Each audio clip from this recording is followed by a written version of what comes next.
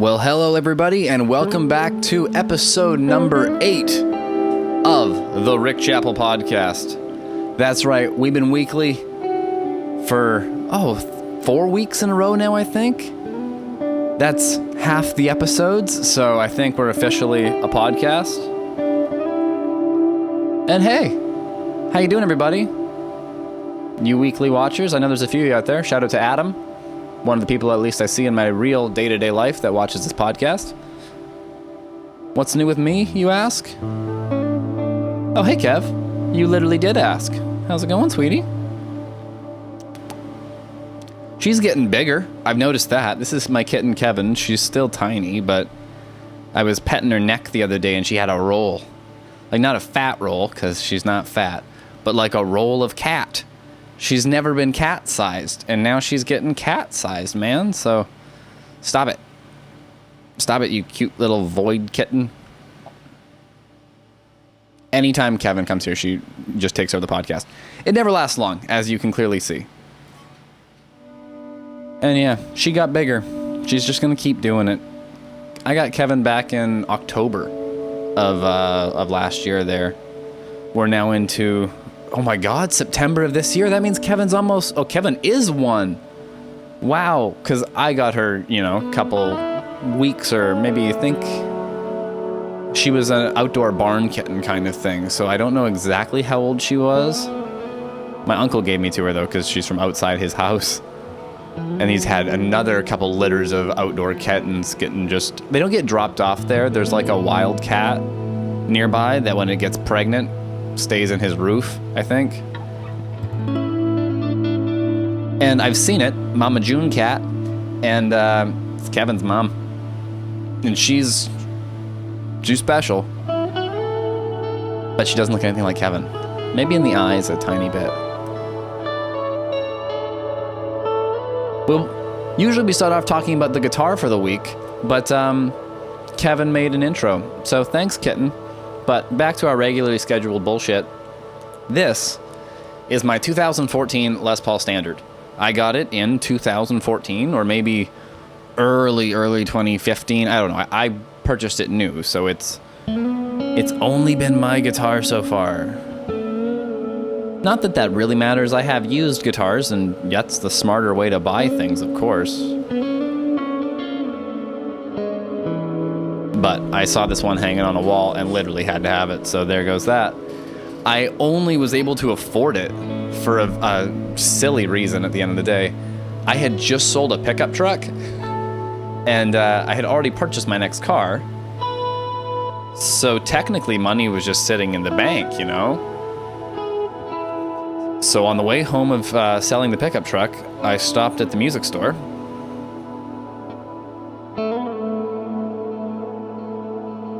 And then I hid this under my bed for like 3 months from my mom and girlfriend because I thought they would freak out. Eventually, I softballed it in. I had another Les Paul at the time, like a cheaper than a studio. It was the LPJ, not a junior. The LPJ at the time was a maple-necked, mahogany-bodied, no nitro Les Paul, still carved top and everything, dual pickups, humbuckers. I threw EMGs in it and loved the shit out of it, but it was also brown, so the occasional person at a glance might not notice the difference.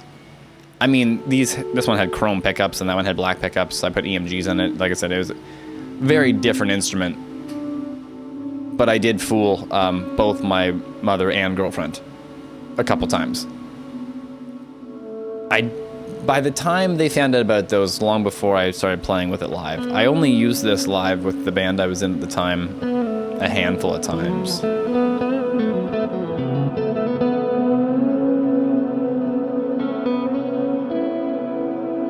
Another fun fact about this Les Paul and the other brown one that didn't look like it, but to the non-savvy of you, I guess it did.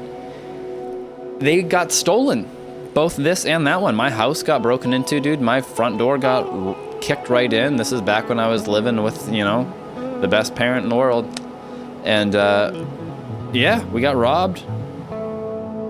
And Yeah, I never got the other guitar back, but this one actually was sitting in the front yard. So they got it out of the house, and then I'm assuming just dropped it. It had a mark on the back of it, somewhere down on the bottom there. I've since marked it up too myself, but that was the first mark, and it wasn't me.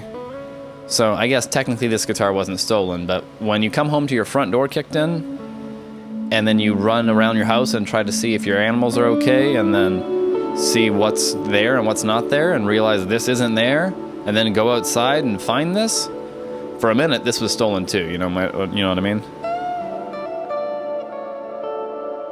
And yeah, I think the thieves, smart people don't steal. So they obviously didn't know what they had, because this guitar was the one out of the ones they took out of the house, this was the one they should have stolen. You know what I'm saying? That said, that other Les Paul they stole, I'm so pissed about, because I loved that guitar. And I still check Marketplace and Craigslist and all those things for it to this day sometimes. And that was back, oh gosh, we're coming up on 7-8 years ago now. I want my guitar back, man. That guitar had a pickup in it that I bought from Jed Simon from Strapping Young Lads, so one of the many reasons that was a special guitar that I'd like returned to me. Anyways, I do have a list of things to talk about this weekend. What are we talking about? First up, it's a weekend, man. It's literally the long weekend. I think it's Labor Day tomorrow. That's the holiday. I don't know. My Apple calendar updates me. I really don't care. But if I don't have to go to work, I don't go to work. So that's super rad. I'm spending the weekend doing guitars, of course, for the new record. And we're almost done. I got 2 songs left. So work was crazy this week because of the long weekend coming up. Rentals was insane because there's like parades and holidays and whatnot. So everybody wanted to rent speakers, and we were all out of speakers, and then people are mad because they're like, but you always have speakers. And we're like, yeah. But there's more of you than ever on long weekends, and things are not infinite. But actually, we had some cancellations, and a lot of people got what they wanted anyway. So there you go.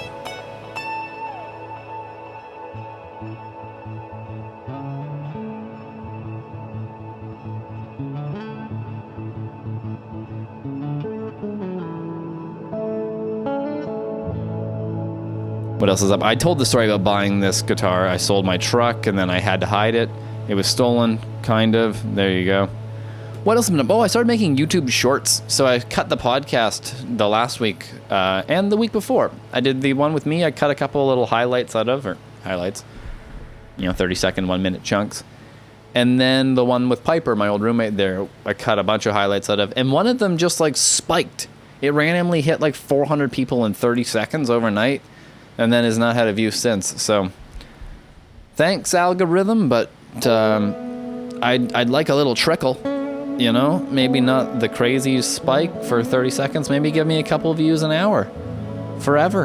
And then things will just grow. But hey, maybe I'm just going to make better content. That's always the goal. Speaking of better, the lights look better, don't they? I hope so. The camera should look better as well. It's the same old camera. But I use my old 24-70 lens again because I've been able to move things around. So it's a little bit tighter of a shot. But I can still see my guitar there, so hopefully it's cool. Let me know if there's a best looking episode. It should always be the most recent one. But we're on episode 8, so we're still trying new stuff, It's always going to be evolving. Maybe by 25, I'll just have it down to pressing R. Today, I just did press R for the most part. This light is on a swivel, and the camera's hooked up, and things were going pretty well. And actually, I have all this stuff set up for the podcast, but also because it's all here, when I've been recording guitars for whatever, or the occasional, little pedal demo or whatever, it's ready to go. So today I was recording guitars. What did I get done? Is it written down there? No. Finished 2 songs that are in open C. So Office Break and Old Lives, or When We Left Our Old Lives Behind, or whatever that song is going to be called. And yeah, not a bunch of crazy layers, but some cool tones that I did write down and I currently can't remember. So we'll talk about them when we get to them. Next up is all that Outlier progress. The first thing up that I did since I've seen you last was Piper and I, the guest of the last episode, recorded the guitar solo for one of the songs. I borrowed one of my coworker Marcel's amps. It's an old JCM 800, and who doesn't love those? So that thing sounds amazing. I ran it through the Captor X just to be able to record it in an apartment. But that said, I was in charge. It was my recording, but Piper was pressing R and helping out. So I wanted more feedback and more sustain and stuff. So we ended up literally grabbing my old Marshall or Mesa Boogie 4x12 from out in the living room there, that's out there because I need to sell it, but haven't done that. And I brought it right in, and then I sat just right in front of it, like literally pointed it right at me. And with the Captor, it still turned down quite low. But I grabbed a guitar with mini humbuckers, that Firebird back there. And they're a little more sensitive and whatnot, and it all just kind of added up. And it didn't do the infinite feedback squeal thing that a guitar will do when you're in a stadium, or at least have a stadium level volume. Because literally the wood will resonate when you get it to, 100 dB of whatever.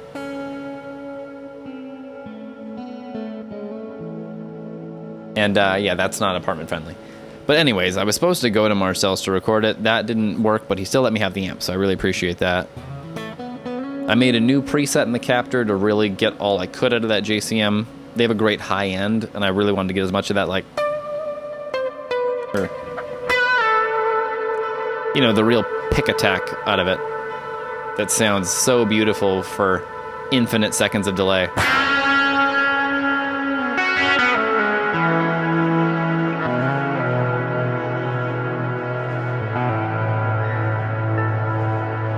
I'm just noticing right now how dry this fretboard is.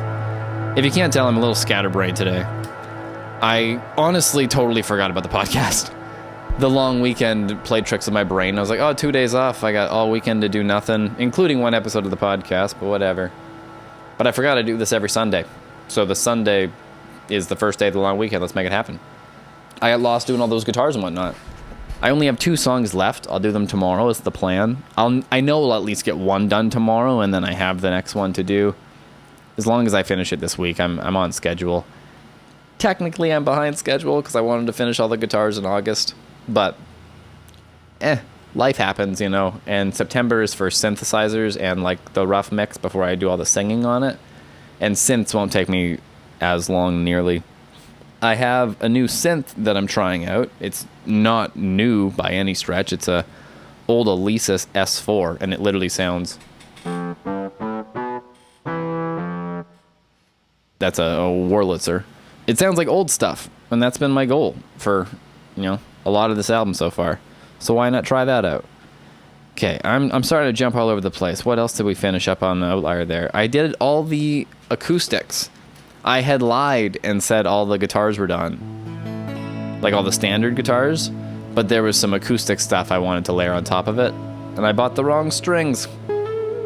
Which on acoustic hurts because they're not cheap. Kind of like bass strings. But better because there's only more of them. I really flubbed that joke, eh? You get more, was what I was trying to say. Just because I'm talking about string prices for a second, I always like to complain about my 5-string because the 5th string alone costs more than a 3-pack of guitar strings. That 160 that I use for the low G is $30 sometimes, or $20 or whatever. I can't remember. It depends on the brand, but it hurts every time. The other cool thing I did for this record that I was doing last night when I was recording the guitars was the acoustic and this white Strat that's been in the corner forever. I think it's episode whatever of the podcast we've talked about it. It's my Hendrix Strat. Oh, I even played it last week with Piper a little bit there. But I restrung it with Nashville strings, which are super odd. It's a 1 octave up E, A, D, G, and then the same B and E. That'll be great in the echo. But so it's essentially the other half of a 12-string guitar, because a 12-string guitar is tuned like that, but with the doubles. So it lets you kind of play 12-string parts, but a little different. You know, you can play just the half of it. So I used it for some strummy bits that it sounds 12-string-ish, but then you're also able to break it down into, you know, some cool arpeggios if you don't use that B and E string. You just have that crazy high way down there, and I don't know. I don't really know what it sounds like, because it's not a 12-string anymore. It's just a really, really high-pitched guitar. But we're going from low C all the way to a really high C, I guess, with guitars, because that's the instrument I know how to play. So when I'm composing something, that's the fastest way to do it. And composing is just a fancy word for making it all up. What else is going down? We finished up all the acoustic stuff for standard songs, finally. The open C guitars have begun. Okay, and here I can talk about the tones for that, because the songs I did today were actually cool. I used just two guitars, my Evertune Strat and my Evertune Stormbender, because they're in tune when you're recording. But for the main chunky sound of the chunkier song, I used my amp, which is always fun to use, Captor X again, because apartment. My regular preset of a chunky Mesa Boogie cab or whatever. And it sounded great, but for the chunkier sound, the humbucker Stormbender, I used the GP100, honestly, for that, like, Devin Townsend-esque huge echo, because it sounds cool, and I'll put it on one song. I think it'll be on two songs, if I'm honest. Two songs on the album, and I can live with that. That's not too many. The last album had a lot more of it, and I think you can all tell. But for the other sort of main sound on the song I'm talking about right now, I used the Strat, same amp again, but single coil pickups versus a frame of Stormbender are a massive gain difference. But I've got it dialed in, so both sound really good in my opinion. So I used that for the main sound, and then used my Axe Effects to have like a kind of crunchy sound that I ran through this new toy that I'm in love with, the Roland Space Echo, which... Oh, hello, Nookie. I think I've talked about a couple weeks ago there when it was new. It's still new to me. I'm still paying for it. I financed it, of course, because I have no money. Woo! Hello, cat. Oh, you're biting my toes. Yikes. Anyways, it's great. I used to have one of the older ones, and this is a much better unit. You did a great job, Roland/boss. Wow, I'm talking a million miles an hour this week, aren't I?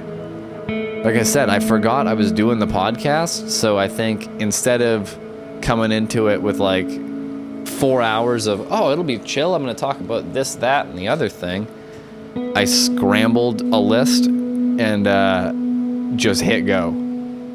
So you're getting a little bit of the come down of somebody who's just finished recording. I'm really proud so far, honestly, of the way I have worked on this record. I was going to say the amount of effort, but I did that last time too. It took a lot of effort.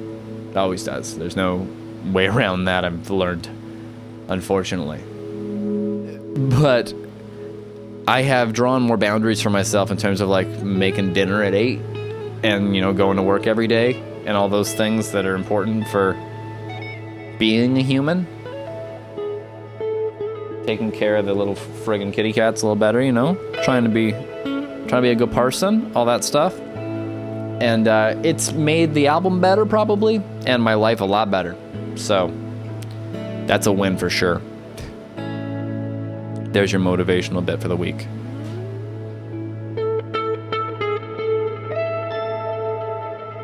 Motivation in A major. I gotta sneeze like I always have to sneeze, but I don't want to sneeze. You know what? I'm gonna sneeze, but we're gonna do it in a professional way. You ready for a second? Please hold.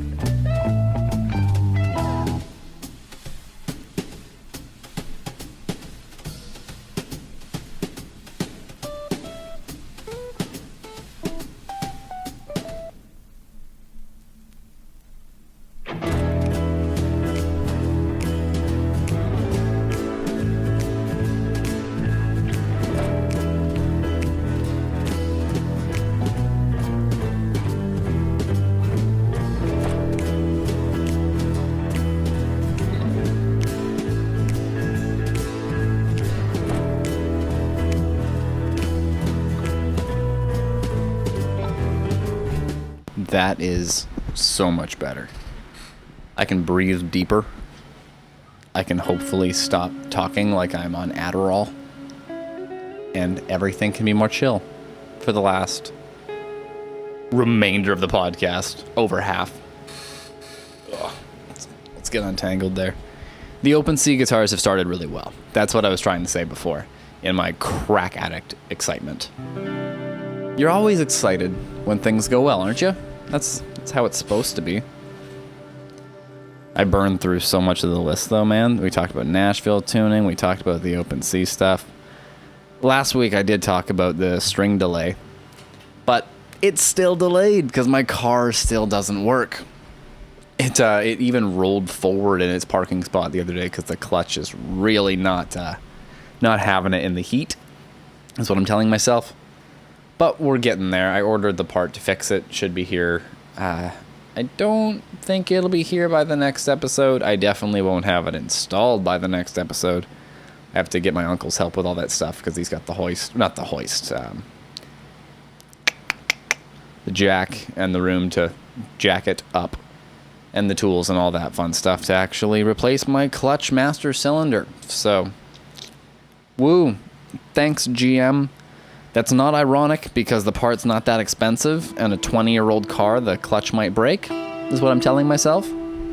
It's still, better than other things that could have gone wrong.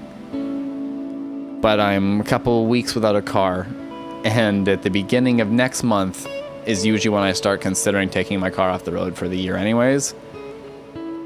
Because of this delay, I'll probably drive it till the end of October, maybe even a couple weeks of November, just so I can get that little more than my new clutch master cylinder, man.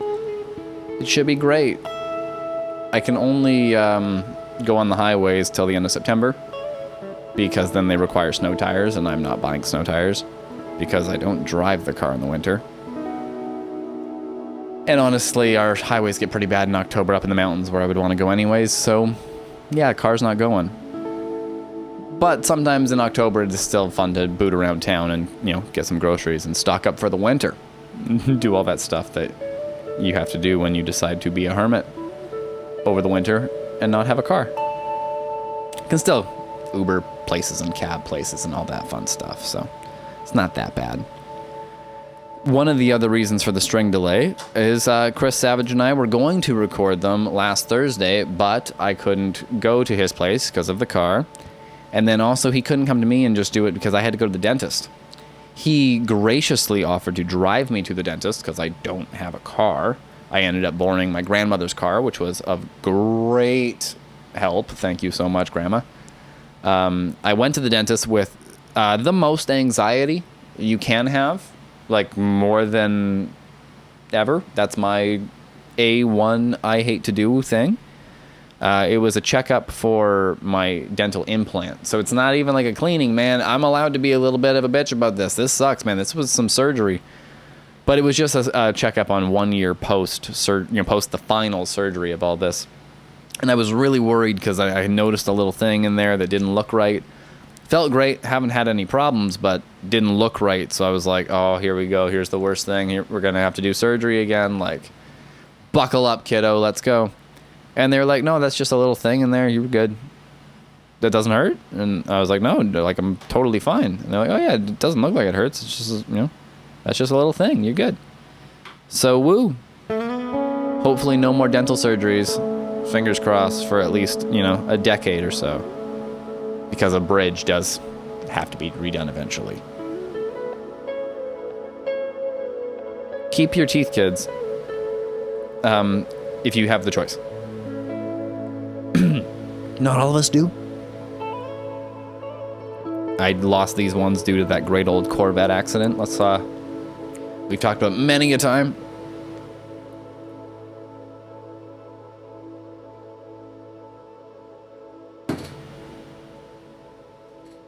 But hey, that was great news from what is hopefully maybe like the last doctor. Dentists are doctors, right? Not all of them, but the specialist ones are doctors, in my opinion, if they give you surgery. So I think that was the last doctor I have to see in 2023 from a car accident in 2017. So hey, Where's the yay kids sound effects? The reason the lighting is so much better in here is that the night before the dentist, my old roommate Piper and I moved the bed out of here and whatnot because they're gone. I don't need the bed. So the lighting is totally different. Like, I was able to put my stands up and just use all that floor space again, which is always nice. I think it looks a lot better. Yay. But the night before she moved out and I had to go to the dentist, I had just the worst anxiety. Like, it sucked that they were leaving, because that sucks. But because of the dentist, man, like, we had poutine, and I had a butter chicken one and some naan bread on the side, and it was delicious.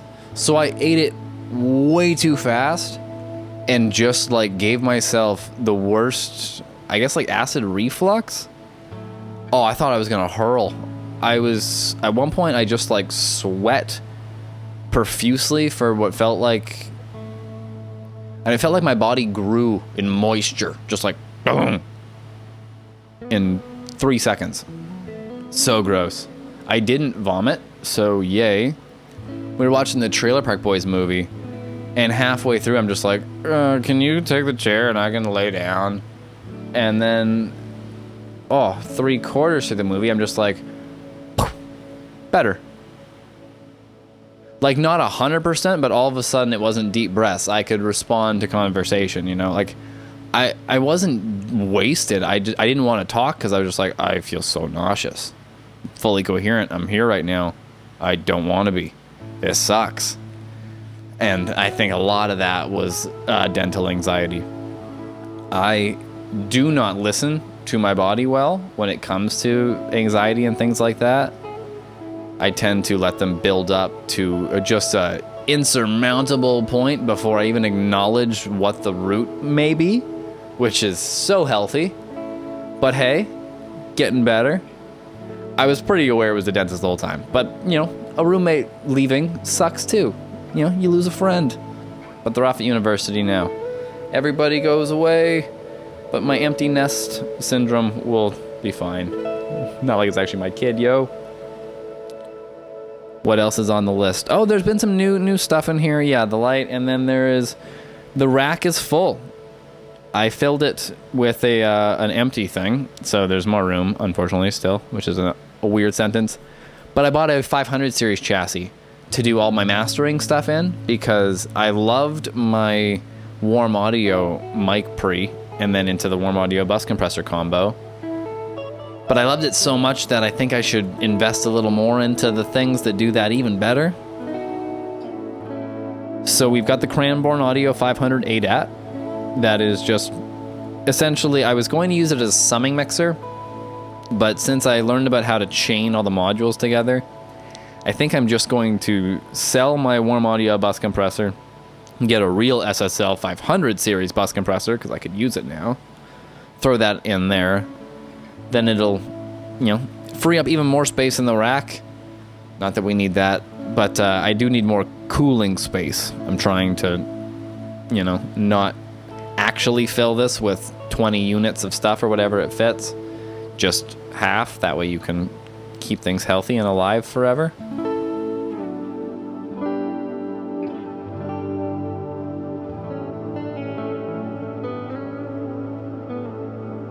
But the Cranbourne thing sounds really good. It doesn't really affect the signal at all, which is exactly what it's supposed to do. But it feeds the bus compressor I have really well, so I know it'll feed an internal, real SSL 500 well. I also want to throw in a pair of stereo mic pre's, so like I used to have, bus compressor like I currently have, and then tape emulation. Neve makes a good one. It's just, I can't remember the name of it. It's probably years away from me purchasing, so not important what the name is, because maybe there'll be a new, better one for less money by the time I actually want to buy one, or can buy one, or two, because I need a dang old left and a right with all this stuff.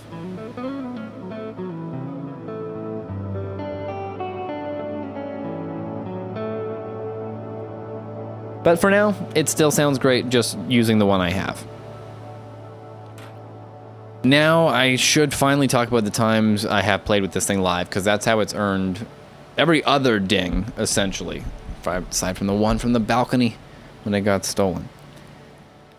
The other times I've used this thing live are not many. I used it with my old band Quinn and Tonic like once or twice, only when we had like a showcase of some kind, or like we did one thing that I was told was on like Shaw on Demand or Tellus on Demand. The drummer has a copy of it. I've never seen it, but I'm pretty sure for that performance I used this guitar. And then for, like I said, like a showcase thing we did, I used this guitar. And then the last time I played with it live was way up in Princeton for my buddy's band when I filled in. And that's how it got a headstock ding finally. I didn't drop it or anything. I just threw it into the ceiling because the ceiling was lower than I sort of expected. It's not a big ding. It's a little nitro loss. But hey, life is kicking into this guitar. I'm not sad. I'm honestly... that's a good way to earn a scar, and it's not a bad one. Can't see it from any angle but mine, which is even better because it makes me smile. You make the memories, right? It's like a tattoo. Like my smiley face that's pointed at me and makes me smile. That one is pointed at you for all of you that want to watch that or see that. What up? Whoa, that was a stroke. I was going to say what else is on the list and what's up all at the same time. I'm trying to remember. I wrote down here the other band I was in, 6454, if I used this guitar.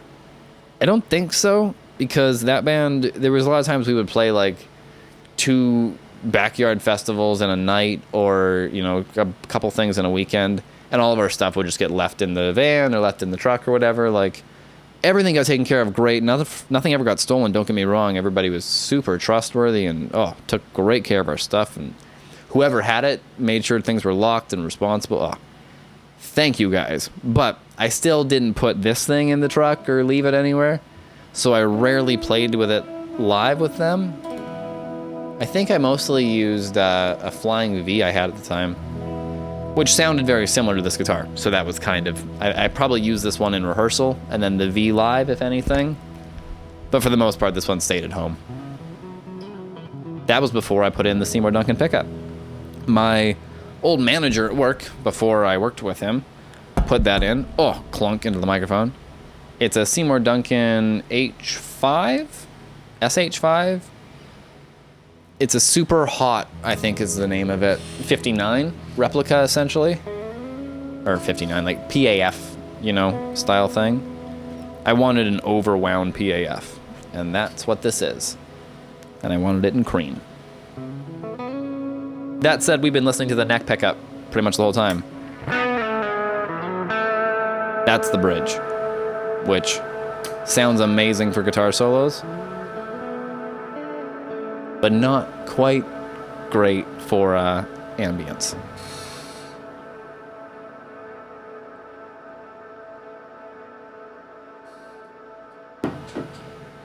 What else is going on in the long weekend? What's my plan for tomorrow? Just recording more guitars, bro. It's the long weekend. It's a holiday. I don't have to go to work on Monday. So the last 2 songs to record, one of them I think is mostly done on guitars. I have all the demos for most of these songs. So if the demo guitars are really good, like if there's a little, you know, after course solo or fill or even a lead part or a rhythm part that sounds great, I don't have to delete it or redo it. I've been redoing most of them. That way they sound better, you know, as good as I possibly can, or are doubled or a little more in tune or whatever. But in a lot of cases, I'm keeping a lot of the stuff from the demos too, because there's a couple old vintage instruments I don't own anymore. So if I can keep those takes and they're good, it's kind of cool to have those tones blended in. One of them is, I think there's only 2. The one is mainly is a old Mustang. That's episode 0 of the podcast here. It was the prequel, you could say, if you were George Lucas. Or Jar Jar. That was, or Jar Jar, if you couldn't understand that. But not said like Jar Jar. Anyways, moving on. Episode 0 is the one where I decided to finally make a podcast out of my live streams. And that's evolved into this now. So, hey, it's been Episode 8 would lead you to believe 2 months, but a lot more than 2 months. I think I took like a month off or so, probably grand total. We're probably on month 4. If I looked at the analytics, let's just do that right now, actually. How long have I been doing this for so far? Episode 0 got published April 9th, man.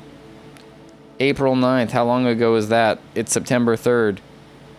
That means I did them in April.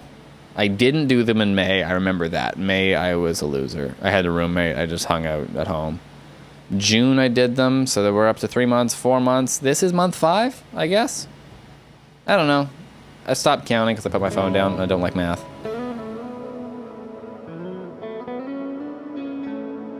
I already talked about the old S4 synth. That was next up on the list to talk about. We're burning through the sounds, man. The other synths that will be on it, because I do have another synth. I have this Alesis Micro Brute I bought from my coworker. That sounds awesome. It's a monophonic synth, which means it plays 1 note at a time. I learned, so it sounds awesome at that note, and you can do all kinds of filters to it, and I want to use that for some lead synth stuff here, and then I want to try it for some bass synth is kind of an idea I've been floating around. Essentially, when I do the keyboard stuff, I'm going to do it while I do like rough mixes, and it's just to try things. It's the kitchen sink moment before I do vocals, just to see if, you know, some tubular bells or whatever, you know, add to the part at all. You just scroll through the synthesizer, play the keyboard. If something cool hits your ears, see if it, you know, fits in what you're doing. And I plan to do that before I sing, because I want to do all the vocals in October, so I can maybe save up for a new microphone, but probably not, and that one's great, so who cares. But I'll do all the synths this month, sing it all in October. In November, when I do the mix, I'll polish up, and I'm sure re-record, you know, the odd little thing here or there, so I have, you know, that extra month to do that little bit of re-recording and mixing. Mixing is done here, so I don't have to, like, stress about exporting it all and taking it somewhere to mix and not being able to redo something if, worst case scenario, there's a bad note, which I found already. The bass guitar, there was one bad note. I will either edit it or just quickly replay it. I'm on the fence. I'll probably just replay it after I try to edit it very poorly. So that's coming along. And what's up other than that? I wrote one song, kind of. Not really this month, because this month is brand new, but I wrote it at the very, very tail end of July, and then kind of worked on it into August. So that's the only thing I wrote this summer, basically. I haven't done the Song in a Day live stream things, because I've been working on the new record. I think it's a perfectly good excuse. Some of the songs from the Song in a Day live stream are on this new record, so that's neat. I think the ones that you could go watch now if you had 5 hours to kill would be like Groundhog Day or Back in Time. I think those are on YouTube right now, and you can watch me think of those songs from nothing. They're getting changed since then. The versions on the album will be different, obviously. I'm re-recording all the guitars, and I've updated maybe the structures, let's say, or whatever. I can't remember how different they are or how different they will be, because they're not done. Can't remember, can't recall, can't decide. It's still in progress. I think another video I was thinking about making was cutting down the live stream of those ones to something that's maybe a half hour long or so. I don't know. We'll see what it comes down to. Just because it is neat that there's a couple songs on the record that were written on camera. 100%. So I don't know if that makes my record super unique or super generic, because that's how long it took me to write some of the songs. Because one of them, in my opinion, is pretty... I don't want to say generic, because I'm going out of my way to put a lot of layers on it that are, you know, making it grand. And not every song is as grand as I'm making this one. But it's a 4-chord kind of song, you know? But the other one that I wrote on the stream, Back in Time, I think that one's weird. Like, it's got some effects in it, and it's definitely getting changed and improved and weirder, but weirder in a great way as I've been working on it. So that'll be neat. I'll probably make one of those into a video at some point, or shorter video, I'm trying to say. But yeah, Something 75 was the new song I wrote, and it's kind of a ripoff of the 1975, hence the name. It's neat. I don't know if I'll ever release it or use it on anything. I'd like to release a more synth-heavy album in the future, and if I do, that song could definitely fit on that. That's part of why I purchased this synth and that synth. I'm using them all on this album because why not? It's what I have. But when I make a more synth-driven album, maybe even no guitars for a couple songs. Who knows? I want to limit myself in a way. Like, if you just use the computer, man, just using the computer is endless. You can download everything. But that box has 100 sounds in it, and that's a lot, but that's enough. And that thing has a couple knobs on it that make some cool sounds. So between those things and my drum machine, I think there's definitely a record worth of inspiration there. Part of what I'm going to try to do with this synth is replicate not so much the sounds, I guess one or two sounds, but more so the vibes of a couple records that are sort of adding up to be the inspiration for this one in a way. The ones I jotted down here are the new Foo Fighters record. I really like it. And I noticed a lot of the synths are like really distorted. So I'm going to try to make a couple sounds like that in the S4. Born to Run by Bruce Springsteen is one of my favorite albums of all time. So I want to steal a lot of the percussion tune stuff. Like there's a glockenspiel all over that record. And then I don't have any horn players in my life, but maybe the saxophones in that will be digital, but in a cool way. I don't know. I'm going to try to add some of the Born to Run vintage orchestration out of that little box if I can. And then Addicted by Devin Townsend has a bunch of cool drum loops in it that I may try to do with that. I don't want this album to sound too much like Devin Townsend, because the last one really does, in a good way, in my opinion. Still, I'm proud of it. But it's cool that this one doesn't, even though I have Annika van Giersbergen on it, which is a pretty massive Devin Townsend. I don't want to say copy, because she is herself, but the song I wrote and the way our voices go together kind of sounds a little bit like some of the Devin Townsend songs she's worked on, in my opinion. That's not me trying to brag about writing a song as good as Devin Townsend, but I think it's a great song, and I think she thought it was a good song because she decided to work on it. I won a contest, man, so she was the judge. That song's called The Other Side, and it was, oh my god, let's just talk about how long it's taken me to work on that song. I wrote The Other Side in 2016, I think. Was it 2006? No, it can't be that long ago. It feels like 2016, but I think it was actually 2019. The pandemic, everything just feels like another lifetime, you know? But when I wrote that song, it was about a friend of mine's little sister's boyfriend who passed away, for the most part. I mean, all songs are about, you know, many things by the time you wrap them all up. And I don't know what Annika's verse is about because I didn't write it. I let her have full control. But it was just a really heavy time. And the demo turned out really good, so it's been tough to kind of not recreate, because I still have it. It's the same session I'm working on, but I definitely wanted to improve on it because it had some rough patches. And I think we're almost there. I think I finally put in a couple of the bits that are filling the gaps that make it a much better song than it was last week. So I'm really proud of that so far. But that song has been such a time, man. It was going to be on this album for a long time. As soon as Annika put her stamp on it, I was like, there you go. This song will never not be released. You know what I mean? I gotta do it now. But the entire album has changed around it. She really elevated the song, and I'm so thankful for that. But it made that song stand out a little too much because it was so much better than all the others. So I wrote more songs, and I think it got a lot better. I changed the name of the record, the artwork of the album. The whole thing has been flipped around. And that song's not the centerpiece. That's not the best song on the album, in my opinion. I don't know what the best song on the record is, but, like, I don't know. There's a lot of good songs on this one. I'm proud of it so far.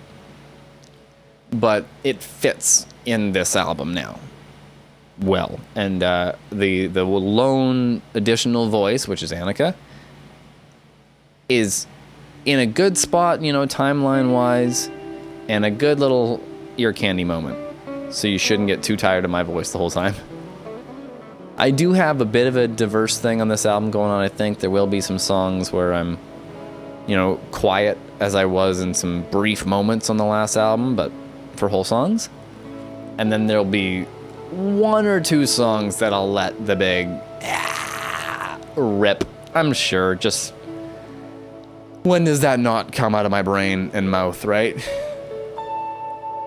I almost let a big loud one rip there, but you would not have appreciated it, you headphone-wearing podcast listeners. I haven't dug through the analytics of if the listeners are more than the viewers. These things are on YouTube and Apple Podcasts so far. I haven't hit Spotify. I know that's a massive market, but I think it costs money, and I don't want to spend that. So for now, we're on Apple Podcasts and YouTube. And I think we're averaging like 50 or so views on YouTube a week. So hey, that's more than nobody. I appreciate all you guys that do tune in. And like I said, there's a couple people in my day-to-day life that I do know watch it. So appreciate you guys. I'm sure I've got some family members that click on everything. So always love y'all. But there's a few people from, I saw one from Japan that commented the other week that's been watching all these. So thank you. I would love to take some time out of every week to answer questions or comments on them. We're not at that level yet where I get a consistent amount of questions or comments. But hey, if you're watching this part of it, drop something. I will, from this point out, I promise this part, read comments live on the podcast. So there you go. I do my best to answer them on YouTube when they're on a video. But if you comment on the podcast, be sure to watch next week's podcast because, hey, we'll have a little chit-chat about what you said. Because it's so small right now, I have a feeling we'll have some full-on conversations with the back and forth in a fully public space. And who wouldn't want to sign up for that? We'll see. We're nearing the 50-minute mark, not a full hour. But what else is there to talk about? I have checked off the full list. That means we're getting 10 minutes of improv here, folks. Usually that would involve some ambient jamming. We'll do that. Kevin hasn't come back at all. She was here at the start, though. That was a pretty great intro, wasn't it? The Bear's here. The Bear's back. It's always been in the studio somewhere. An old friend of mine gave me that bear years ago. And it's always been tucked in the corner or it was on the extra bed for the longest time. Now it's plopped there. Maybe it'll get moved. Spot the Bear would be a fun thing. Let's talk about the set because I have moved things, obviously, as you may have noticed. So without the bed, there's more space for things. So there's the cabinet that used to be there. It's now over there. My pedal board now is a little more off in space. Just gives me more room over there. Who doesn't love more space? And what I want to get at some point, maybe not next, because musical gear always comes before life stuff for me. But what I'd like to get is a big lava lamp. I'm talking not people size, because, 9 feet or 6 feet is not realistic. But at least, let's call it 4-foot lava lamp. I would love it to be a little taller than this cabinet, even if it's just the cap of it, not the lamp. Because I think a lava lamp would light up the black wall a little bit, and the guitars, and not that you can never see behind me much, but hey. Part of set design is having lots of practical lights and hiding even more lights. So we do have one practical back there supported by a hidden light, a light way up there that you can't see that kind of lights up the room a bit. I now have a little lamp in the corner lighting up my board, so that's nice. And my big old softbox ahead again. For the past couple weeks, man, the podcast has been lit by this little light, something large, as big as a big iPad, you could say, that's really bright and has gotten us by. I think the podcast has looked fine. But this week we have a softbox and it's up on a stand, and therefore it's casting appropriate shadows and not reflecting the guitar as bad. It still will occasionally if I point it the wrong way, but can I? Oh, I can get it to show off the flame of the guitar pretty good.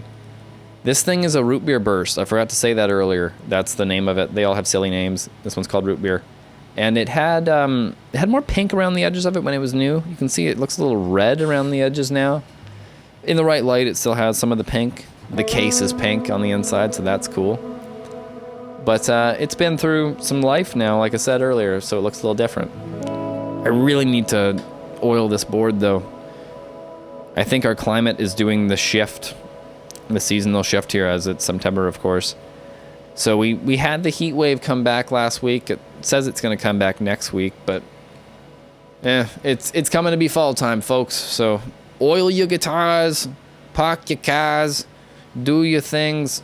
Don't loosen your watch because it'll fall off. Almost did.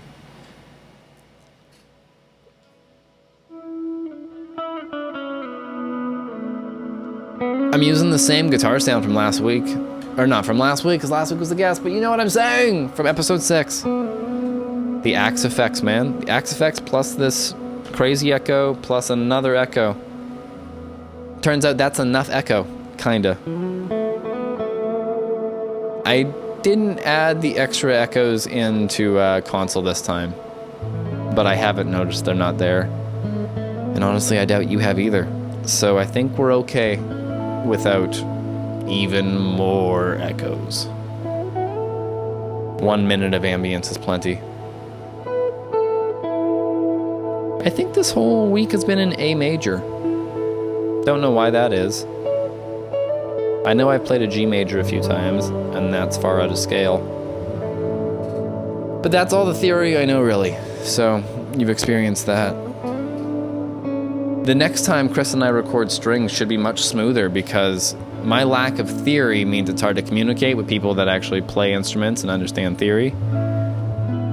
But I did learn how to take the violins I write and hit the button to kick them out into music that he can read. So the next time we record strings should be like a breeze. Because I've already sent him the music. He hasn't had to practice it because it's very easy stuff again. But he's already read over it and knows there's no impossible notes or, you know, weird oddities that he really thinks will sound bad. Which is always worth asking the guy, you know? That said, some of the songs it's so silly because the parts I'm asking him to do are like...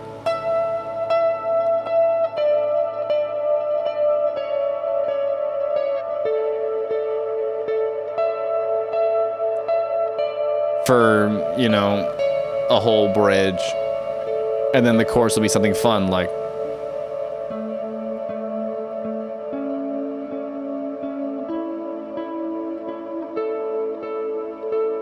You know, these are not fun, exciting lead parts, but it's a beautiful background violin that makes these songs more emotive, let's call it. And that's the real vibe I'm going for this time. It's all still programmed, of course, with the drums and whatnot. There's tons of digital stuff on this record. It's what you can do at home, and it's what I have learned how to do. And I think it sounds really good still. But I've tried to program it more human. I've tried to add more human flavors if I can, you know, by playing the synths instead of programming them. Like, everything is supposed to be a little more people sounding to make this record a little warmer. Because the last one was cold, man. So cold. In a good way.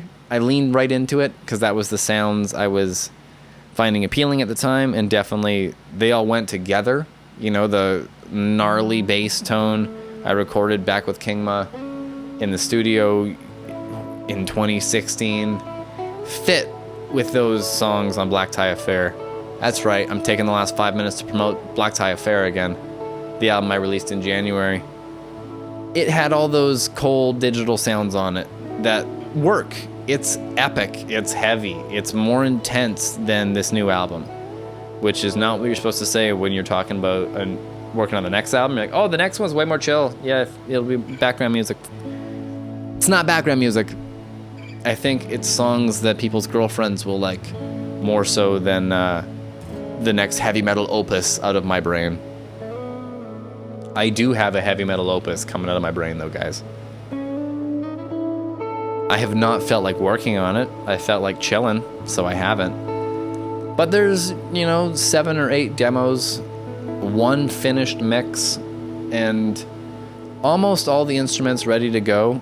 The only guitars that are in this room right now that I haven't used for this record are like 3, which is a number I can live with, or it's 4.